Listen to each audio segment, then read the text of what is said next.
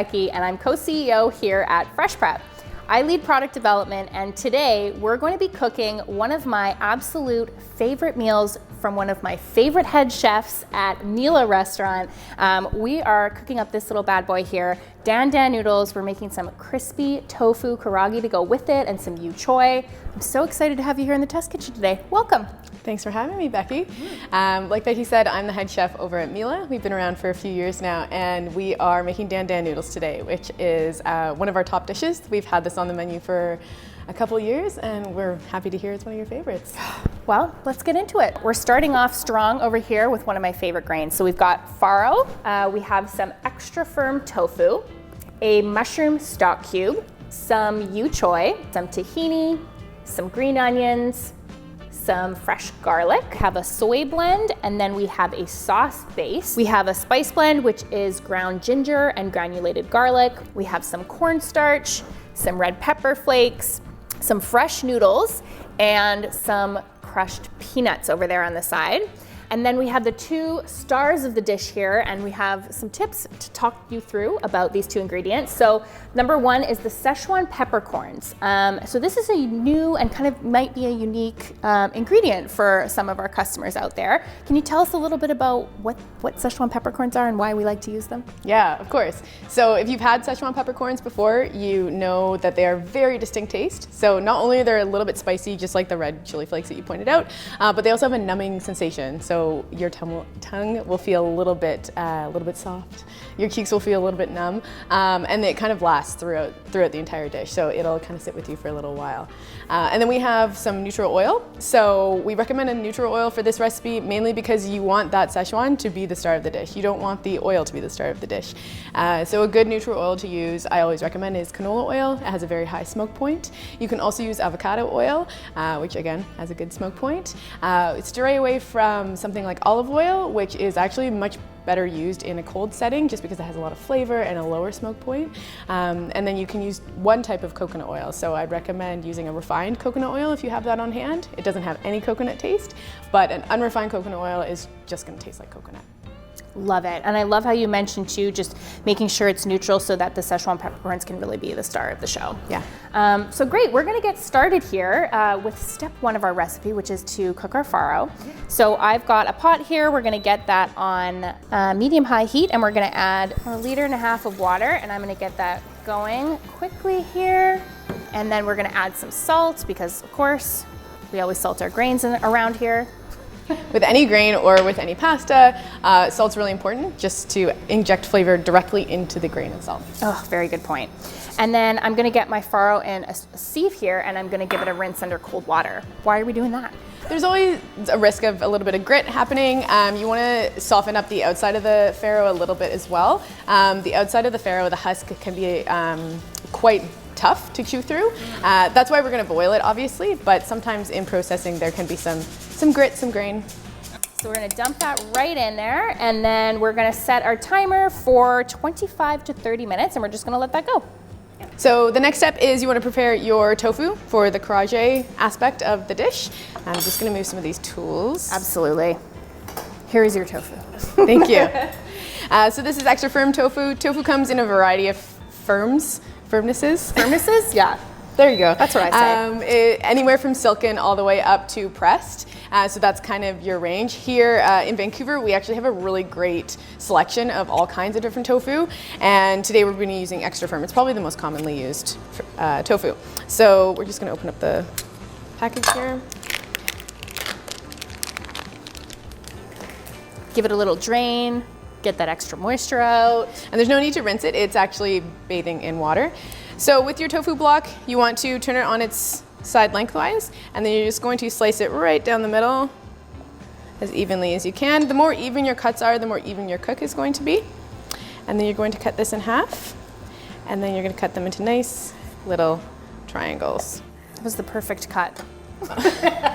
I've done this a couple times. Done this a few times. One or two maybe. Yeah. And so yeah, you have these nice triangles. They're obviously look really good on a plate, but they're also going to cook a lot more evenly, and we're going to be able to get a lot of flavor into them. Yeah, so I'm going to get you to do this step, Becky. Okay. And I'll talk you through it. Okay. So we need about half a cup of hot water. Hot water. Perfect. On it. There we go. Perfect. Okay. So you're gonna pop that in. And then you're gonna use your soy blend here. Okay. Yep. And you'll pop that into the water there. Okay. Perfect. And then we're gonna open up our mushroom stock cube and whisk that into your hot water. Okay. I like to crumble these guys in too, because I feel like that just gets the process going, you know? And a mushroom stock cube here, I'm assuming that's adding a little bit more flavor than a regular run-of-the-mill veggie stock cube. Yeah, mushroom is really high in glutamates, which is actually that umami taste that we really like. So we often talk about the 4 senses on the tongue. There's like this mysterious 5th sense that chefs talk about a lot, which is umami. And a lot of what we're chasing is finding food that is really high in glutamates. Mushroom is one of the highest. So something like porcini powder or mushroom stock powder, even monosodium glutamate or MSG is really great to use in cooking to really enhance that umami flavor. Oh, delicious. My mouth is watering just hearing the description. So once you've got that whisked up, you don't have to spend a lot of time breaking up all the little clumps. It will dissolve as it sits in the water. You can just pop your tofu right in. Let's do it. These beautiful little triangles here. I feel like the cut of tofu already kind of makes the dish look more like something I would find in a restaurant. Because when I cook tofu at home, it's always cubes. Always cubes. Boring. When I cook tofu at home, it's always cubes. Yeah, so give it a good toss and make sure the marinade's covering all of the tofu, and then we can just set that aside. Okay. Okay, so we're gonna get started on the sauce over here. So you're going to take your other dark brown liquid, the sauce base, pop it into your bowl. And you're gonna take your tahini, and if you have a tiny spatula, if not, a regular size spatula will work as well. And you're just gonna spat all of that in there. The tahini is what offers a really nutty flavor. Tahini is actually a late addition to a traditional dan dan recipe. This is more of a westernized version of a traditional dan dan. The original dan dan would have had no tahini, it's more of a soup base. I'm just grabbing about a half a cup of water and pour that in there. And lastly, our garlic. That mini spatula really comes in handy, hey? I kind of want to steal these, I'm not gonna lie. I kind of want to use them for the restaurant. restaurant. We'll send you home with some. Okay, and so what we want to do next is we want to emulsify everything in here because there is quite a bit of fat, which comes from the tahini. So tahini is just ground up sesame seeds. So we're going to whisk pretty thoroughly until the sauce is just very homogeneous. And emulsification is just when you're incorporating a fat into a liquid. And it's important to get a nice emulsification, otherwise your sauce is just going to split when you put it on your noodles, and we want it to be a nice thick coating for the noodles.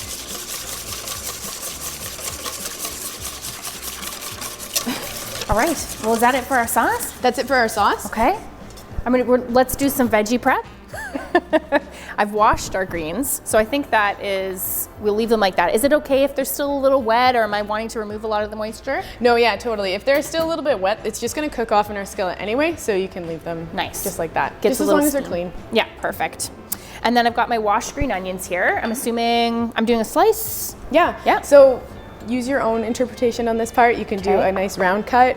In the restaurant, we do slant cuts for a lot of, which is a little bit more fun. Like so? Yeah. Okay. Whatever you're more comfortable with is. I'm gonna try. It's all about trying new things today. Exactly. Perfect. And it's important to do what Becky's doing and use the heel of your knife to cut everything. That's typically where our knives are also the most sharp, is right at the heel of your knife. I always find and it's where you have all the control. So when you're cutting something fine like a green onion, you want as much control as you can have. Absolutely. I always yell at my husband when he's in the kitchen. He's up here a lot. And I was using the end of the knife. Not good.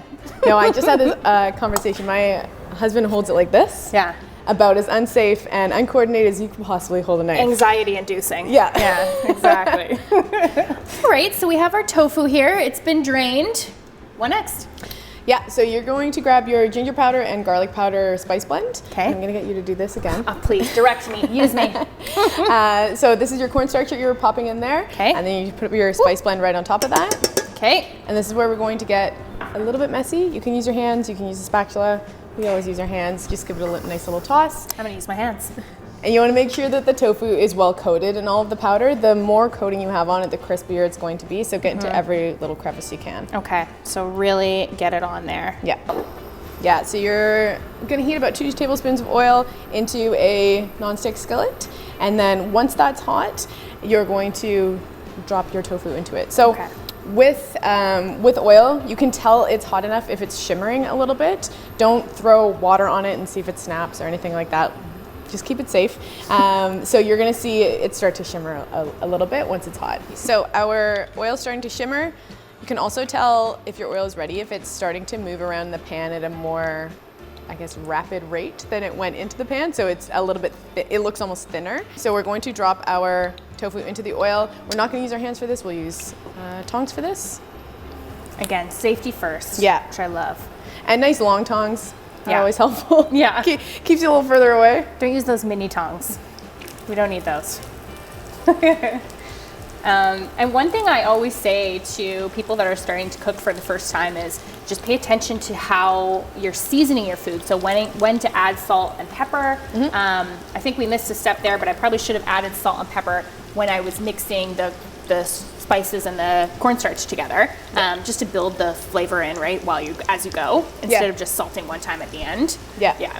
And if you are salting at the end, you want to make sure that you salt as soon as you remove the tofu from the oil. That's because the tofu is a little bit wet at that point, and so the salt will actually really stick to it. Well, tell us a little bit about Mila. Awesome, will do.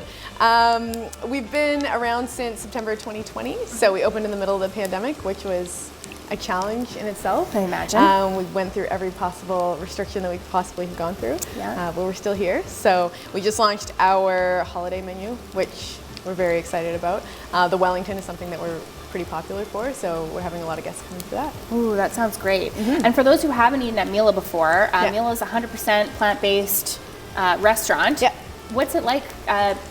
What's it like as a chef, kind of going into that environment, and how does your cooking style change when you're cooking all plant-based? Yeah, so I'm actually vegan first and chef second. Okay. So my cooking style didn't have to change at all when I started. I originally started at Virtuous Pie, and then we opened up Mila. So when I first got into Mila, it was really just an extension of like what I like to cook at home. And I'm really grateful for the opportunity that we've had to occupy what seems like a really niche area of Vancouver in terms of the culinary space. Like we're at a casual fine dining vegan restaurant. I don't think there's a lot of other opportunities for vegans to have that experience in this city right now. So true. Yeah. What I love about your menu is the items are so approachable, right? You're not going in and thinking like, oh, I'm going to be eating something that's not super familiar to me. You have a lot of those like comfort food type items on your menu that really don't make you feel like you're eating vegan, and like if you don't want to, right? So it's kind of for everyone, which I love. Yeah. Yeah, we like to take kind of what we see as the greatest hits and like our favorite dishes and then veganize them. So you're not going to find just like 20 salads on our menu. Exactly, yeah. And you do it really well. Thank you. So our tofu's getting a little bit crispy. You can see just on the edge there, it's starting to get golden where it's touching the oil. And we really just want the edge nice and crispy. So we're going to flip these over. Ooh, that looks so good. Oh my goodness. Look at that color. There's something about sizzling in a pan that is so satisfying. We were talking about this earlier, the ASMR of it. Oh my goodness, nothing better. I think sizzling in a pan is like one of those like triggers that, okay, I'm gonna eat soon, I'm gonna be happy soon. It's true, yeah. You come home at the end of a long day, you're like, I'm gonna treat myself by cooking this lovely meal, and you're gonna get all of these sensory experiences at the same time, which I love.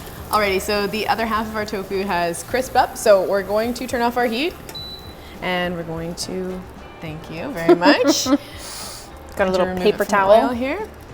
Paper towel is great. It's just going to absorb any excess oil. And then, like we said before, this is a good point at which to season your tofu if you like it a little more on the saltier side.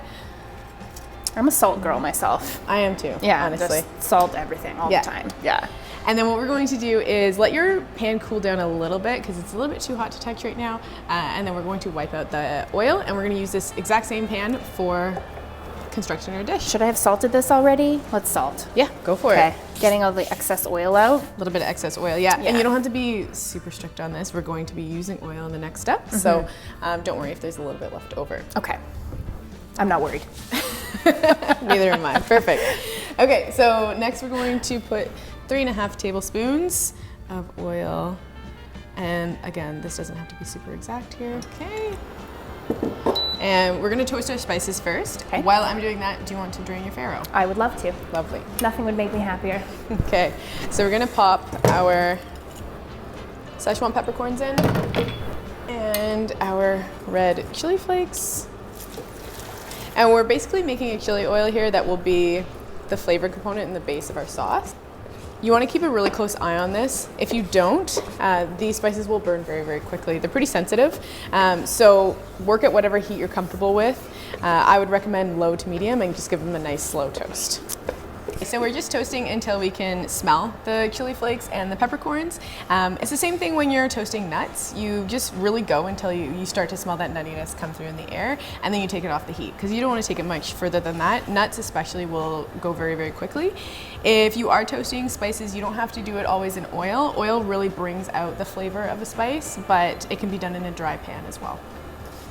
Yeah, that's great. And usually when I have like nuts or something toasting in like the toaster oven or the oven, I know as soon as I smell it, I better come running because like, it's almost too far, you know? Yeah, exactly. Like, you better come running. It goes fast. What's really nice about having the chili oil as the base of this recipe is that a lot of spices, and these two are included in that, are actually oil soluble, so their flavors don't actually come out until they're exposed to oil. So what we're going to do is take half of it away off of our pan. So I'm just going to turn this off. And you want to use a heat-proof bowl for this step because hot oil is hot. Good tip. Checks out. And so something like metal would be fine. What would you want to avoid? Glass? Glass. Yeah. Glass, tempered glass is fine. So something like Pyrex would be fine. Yeah. So like a measuring cup we were using earlier. So the next step, we're going to grab that Choy, if you want to pass that over to me. And we're just going to basically saute this. And this is where you can work at a little bit of a higher heat. So medium to high is completely fine. We're just going to wait until our pan gets a little bit hotter, and we're toasting it right into that chili oil that remains in the pan. The stuff that we've poured off to the side, you can add, we're gonna add a little bit later, and you can add to your discretion based on your heat level comfortability. I love that. That's sounding really good. We're back to ASMR here. Yeah. So you want to toast this until you're starting to see a little bit of color on the leaves, and then the leaves are starting to wilt as well. Choy is really great because the stems are thin enough to eat, and you can actually just eat this raw. So you don't have to cook this until it's super, super wilted. We always leave a little bit of bite in it. Nothing worse than like a soggy green too, right? I really like the nice vibrant color that you're still getting out of this. Yeah. And yeah, a little bit of bite is still nice. And you'll see, you'll start with a big pile of Choy and it will start to condense down. What you're hearing, all that sizzle, is just all the water that's actually coming off of the leaves, and they're hitting the pan and evaporating. So as they evaporate, they shrink. You also get a little bit of steam too coming off from the water, which is nice, right? Yeah. Which is another way you can cook veg. Steaming them helps retain a lot of that moisture. Oh, it smells amazing in here. I do love sauteed vegetables. Yeah. You kind of have to if you're vegan. Requirement. Literally your bread and butter. Requirement. All right, so this is when you're starting to see your greens mostly turn a little bit darker, get a little bit more wilted. That's when you want to start to add in the rest of your ingredients. And what we're going to do at this point is we're going to turn the heat down a little bit. The reason for that is if your heat's up too high, your beautiful emulsification that you made with your sauce before will split. And we kind of want to raise the heat at a controlled rate. Yeah. So what we'll do here is, if you want to pop your farro in. Yep. And the farro also has a lot of moisture, so be prepared for that sizzle there. The reason that we use farro in this recipe is because it kind of looks like ground pork when it's all cooked up. And the traditional dandan, it's a soup with ground pork, or a drier form of it is a sauteed veg dish with without any farro. It has ground pork in it. So the nuttiness of the farro, I think, lends itself a little bit, and it has that chew that not necessarily a lot of other grains do. That's so true. I think this texture is almost perfect for achieving just that, right? Yeah. And it clumps together in a similar way that you would expect ground meat to. Yeah. So I'm comfortable with this temperature. I'm going to turn it up a little bit so that we can cook off a lot of that moisture in the farro, and then we can add our noodles back in. Okay. So our noodles are already cooked, so really we're just heating them through. Go for it. In we go. Yep. And then what I like to do is We kind of have a order of operations here. So we've got our farro that needs the most amount of toasting right now, followed by our choy, which is already cooked, and then our noodles that don't require any cooking. So lastly, we're going to pop in our sauce. We're just gonna pour that over the top. Just gonna give it a final little stir to make sure it hasn't broken. And you're gonna hear a bigger sizzle here. And you mentioned earlier, like the sauce splitting. What exactly does that mean? Means that the fat that you put into the liquids before is now leaving the liquid again. So it's trying to revert back to its original state. I see. So you'll notice that if you're making a vinaigrette, you haven't emulsified the oil into the, whatever liquid you're using, whether it's water or vinegar, it will split and the oil and the water will separate. So interesting. We try to have, the main point of a lot of oil-based sauces is just to make sure they're emulsified with all the flavor enhancers that you've added into the oil. Yeah. The oil in the sauce, like I said before, is tahini. So sesame is a very fat-based seed. And then we also have a little bit of oil from that chili oil. So just remember that we're trying to kind of incorporate a whole bunch of stuff that doesn't usually go together. Yeah. So you want to, that's why you want to have it on more of a medium heat, so we can do that gradually. Love it. That's where that technique comes in, and kind of all of the expertise that you're teaching us how to do at home. Hopefully. So at this point, I'm good to start turning some of these ingredients over. You can switch over to tongs at this point as well, just because we're getting less, the sauce is starting to evaporate, so that water that you added into the sauce is starting to work its way down a bit. And the farro, you'll notice, is not the same size as the choy, is not the same size as the noodles, and that's intentional so that when we do go to plate, the farro will sit really nicely up on top of everything else. You really get, again, that like topping of, kind of ground pork-esque grains on top, which is going to give you that nice contrast. I love that. Exactly. I'm using metal tongs here. Just be careful if you are using metal tongs on a nonstick, you'll scratch the pan. I did that a lot when I was younger and very much learning to cook, much to my parents' chagrin. I ruined a lot of Teflon in my day. Yeah. Tongs, though, are my most reached for, I think, kitchen tool. Yeah. Yeah. A good silicone tong. Yeah. Yeah. You can't really beat it. Tongs and forks, as we said earlier. Like I need, for some reason, 28 forks over here whenever I'm cooking. We've definitely used all of them. Yep. We've used all of them. I've licked each one at least once. Alrighty, so if we pull away our farro, we're not seeing much sauce hang out here, so we're good to start taking this off the heat. We're not seeing any sauce pooling. It's got a nice coating pretty much on every other ingredient. You can take it further than this if you like to have a little bit of crunch, if you like a drier dan dan. Okay. Like I said before, dan dan ranges from soup all the way to like a very dry stir fry. So use your own preference. If it's your first time making it, I'd recommend taking it off here. And then when you order it again and again, you can kind of adjust your cooking style from then on out. Yeah. Cool. I like that. Ordering it again and again. Yeah. It's definitely our team at the restaurant has favorites, staff favorites, and this is like one of the top ones. This is the top. It's nice and filling, got some good spice. Okay, so this is our 2 servings here. And I'm gonna be the plate. Okay, perfect. I'm gonna be the plate. Tell me where you need me. Alrighty, hopefully I don't spill too much. If you want to move over a little bit. So I like to start with a little bit of the guyline and a little bit of the noodles. Okay. And we're gonna do that with both. Both first? Yeah, Divide. so that we can get a nice even amount of everything onto each Can't plate. be fighting over the choy at the table, you know? Exactly. I don't know if the vegetables are what everyone will fight over, but at least not in my house. That's fair. Fair assessment. Ooh, that looks so good. And then we'll do the noodles just so that it's nice and even. And like I said before, the farro just hangs out in the bottom of the pan like that. And we're going to stretch a little bit. We're just gonna pop your farro right on top. Gorgeous. That sauce looks perfect. It's perfectly coating everything. Yeah, and it's nice and creamy Yeah. as well. Okay, someone might have gotten a little bit more farro there. That can Someone be got more farro, someone got more greens. We'll split it up. That looks beautiful. Alrighty, and then we're just going to put our tofu on the side here. Okay. So, and this is, again, up to anyone artist in your family to design how they want to put the tofu around. If you want to design your plate, I would you're love welcome to. Build a house on here. And then we'll just top with your chopped peanuts. And these are the green onions that we chopped up earlier. And then brings that green back into the top of the dish. And that's yours. Gorgeous. I'm a big fan of chili oil, so I'm going to put a lot on. Me too. On mine. Okay, perfect. So I'll leave half. Get it all on there. And if this goes on right at the end, you have a nice color contrast. There we go. It looks like I'm in Mila restaurant right now. So how professional this plating is. It looks gorgeous. Oh, stunning. A little bit on the tofu, perhaps? Yeah, go for it. Okay. Yeah.